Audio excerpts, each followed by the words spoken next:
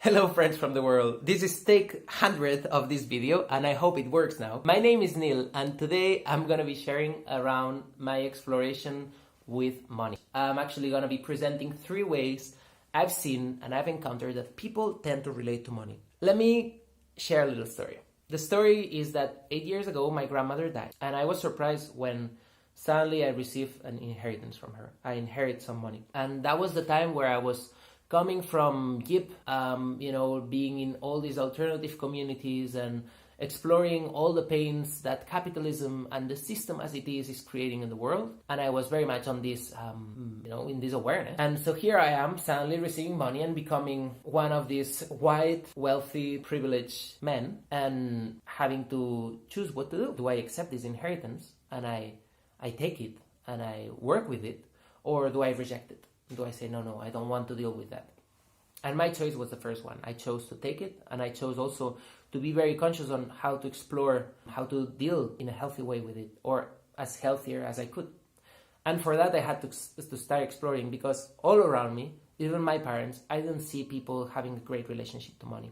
So that led me to explore gifting economies and shared economies, exchange economies, and all kinds of alternative economies and ways to deal with money. And I also looked for how capitalism works with money and what is the investment world doing with money and how does depth work. But today I'm not going to get into any of that. What I want to share is a little bit of the essence of what I found and what could be the starting point for this exploration. And for me, the place where I felt I was more able to be responsible for money was in my own relationship to it. In this journey, I met someone whose name is Peter Koenig, and he introduced me to 3 ways people tend to relate to money. And I found them fascinating because I could see myself in one of them and because I really resonated with what's behind his model. In a workshop with it, we were asked the question, what's money? And we all wrote things that money was, right? And things came out like, money is power, money is privilege, money is a means of production, money is love. So many different definitions for what money was. So when we were done filling all this table with concepts and ideas, then the question came, which is like, if money is all of these, then what is really? Money is a blank slate, in a way. It's a place where we project a value, and we do that collectively, and we also do that individually. Money has a power on us, and that power depends on what am I projecting onto it. So if for me money is power, then money will be power. If for me money is safety and security, then money will represent that for me. So here is where the 3 categories comes in. Because if I project security onto money, for example, then my tendency would be to hoard it. Because automatically, if I have money, I am also connected to a sense of security.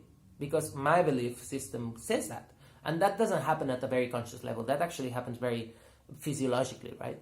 And you can see, actually there's a very question to ask friends. It's like, ask around a table and say, hey people, how much money do you need in your account to feel safe? And you will see that some people say like 30,000 and some people say 100 euros. The tendency, if your sense of security is projected onto money, is that you will hoard money. So that's the first way to relate to money, hoarding it. And we all have examples of people that are very good savers.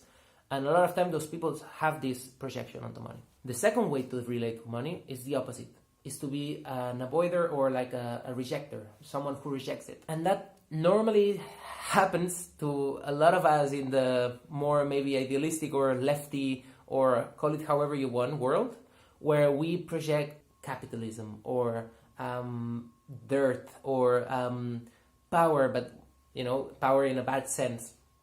And when we have projections that are things that we don't want for ourselves, then we will reject money. We will have this tendency. And the third way to relate to money is when you have a mixture of beliefs around it and projections that are both good, and I quote unquote good means that you want them for yourself, and bad meaning those things that you don't want for yourself.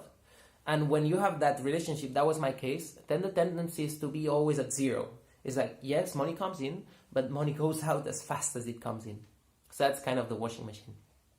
So when we put attention on what's our relationship to money. Or when I did that, when I actually was aware that I had this relationship as a washing machine, then I could also explore and start exploring what are the projections I'm putting onto money that I want for myself, and what are the projections that I'm actually avoiding. What are the things that I don't want to be because I think money is. Do you get what I mean? It's like if I think that money is dirty, then having money means that I'm dirty.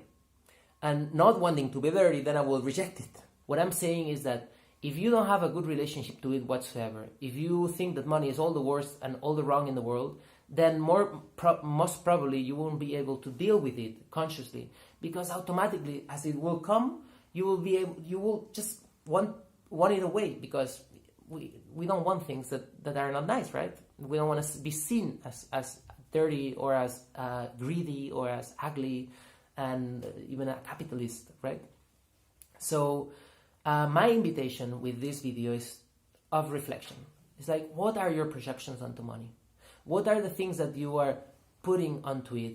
And look, this is not so much of a cognitive process. It's not like, oh, I think money is a means of production. I mean, that's very nice. Intellectually, it's very stimulating. But what I'm asking you is to say, what happens when you see that money is dirt for you? What do you feel in your body? Because a lot of times it's not a rational thing. What happens is a physiological feeling, because beliefs are very much attached to feeling and to feel. So the invitation is to be explorative with it. So that's it for today. I hope it was not so much of a mouthful and it was something useful for you, and that, good exploration. Merry Christmas.